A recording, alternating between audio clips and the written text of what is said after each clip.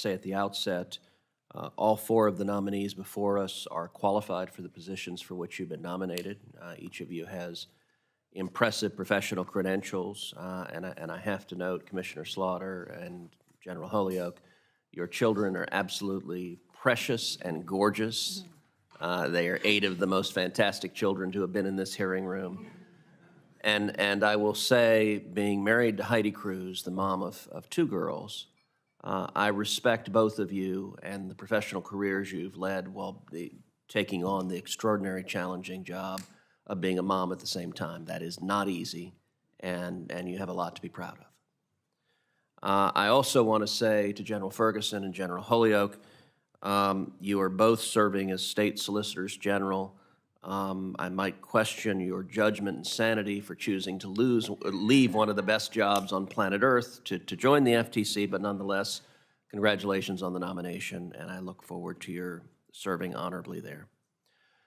Commissioner Slaughter, I want to continue a conversation that you and I had earlier this week, and it's a conversation about what's been happening at the FTC. The FTC, I spent 2 years there. It's an institution I love. It's an institution with incredible men and women who are dedicated career professionals. It is a bipartisan institution. It's an institution that for decades has worked well and built a reputation for ethics and integrity. And as you know, I am deeply concerned that in the last 2 years, that reputation has been damaged profoundly. Now, I would note, these questions really should not be directed at you. Chair Khan, who is sitting in this hearing room today, has not testified before this committee since April 21st, 2021, her confirmation hearing. That's 882 days without a single oversight hearing.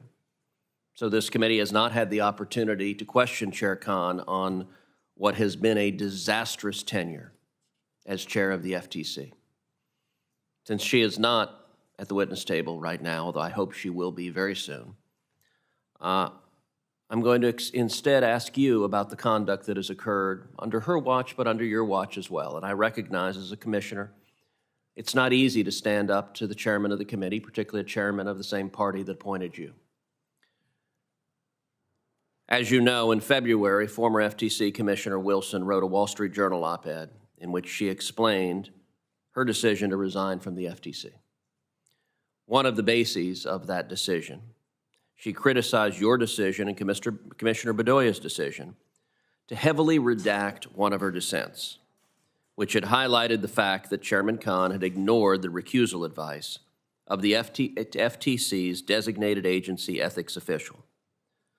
Unlike with other information, FTC information that is protected from disclosure by law, here there is no statutory prohibition on Commissioner Wilson revealing the designated agency ethics official's advice in her dissent. Yet the FTC majority, you and Commissioner Bedoya, imposed the redactions involuntarily under the guise of protecting staff deliberations. I have to admit, I've never seen this happen before. I've never seen a dissent forcibly redacted. Now, since those redactions, the original dissent has been made public and is in the public domain.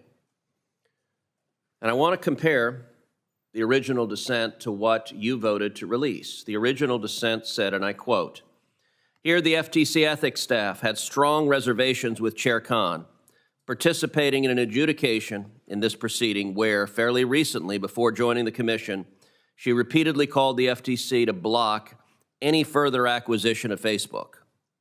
In the view of the FTC ethics staff, these statements would raise a question in the mind of a reasonable person about Chair Khan's impartiality as an adjudicator in the commission's meta within merger review. The FTC ethics staff therefore concluded that a reasonable person would question Chair Khan's impartiality when serving as an adjudicator in meta within." Those are very serious allegations that the career staff advised the chair that it was unethical for her to participate in the proceeding. She disregarded that advice, acted as a deciding vote nonetheless, and then when Commissioner Wilson sought to let the world know about it, you and your colleagues voted to release, on the right is what was released. That entire paragraph was blocked out. Do you believe the information that Commissioner Wilson was focusing on was relevant to the public allegations that the chair was behaving unethically? And if so, do you think the commission operated properly, hiding it from the American people and demanding that it be redacted from the dissent? Thank you for the question, Senator. And I want to say thank you for your kind words about my family. I'm incredibly proud of them. And I appreciate the opportunity to talk about this. You're right that there is no statute that requires the protection of information prepared by staff for commission deliberations, but there is a commission rule. It was put in place by Chairman Jim Miller in the 1980s, and it says that staff deliberations cannot be made public, or information prepared by staff for commission deliberations cannot be made public. And it has been applied equally to commissioners of both parties. So commissioners decide what to put in their opinions and dissents. I have never chosen to put, I don't believe I've ever chosen to put information that would have to be redacted into opinions I've written, but I know my former colleague, Commissioner Chopra, did sometimes, and his opinions had to be redacted pursuant to commission rules. And I think the rules are there. We should follow them because they're there, but I also think they're there to protect something really important, which is candid advice from our staff. I rely on our staff to tell me what they think. That's valuable when I end up agreeing with them. It's even more valuable if I don't agree with them at the end of the day. And I want them to feel protected, that they can give me that candid advice without being caught in between public debates and debates between commissioners. We are all free to adopt staff opinions as our own, to articulate our reasoning, and that is an important thing for us to do, because I do think we should be publicly accountable for the choices that we make, but I don't think that we should be putting staff in the middle of those debates, and the commission rules prohibit us from doing so.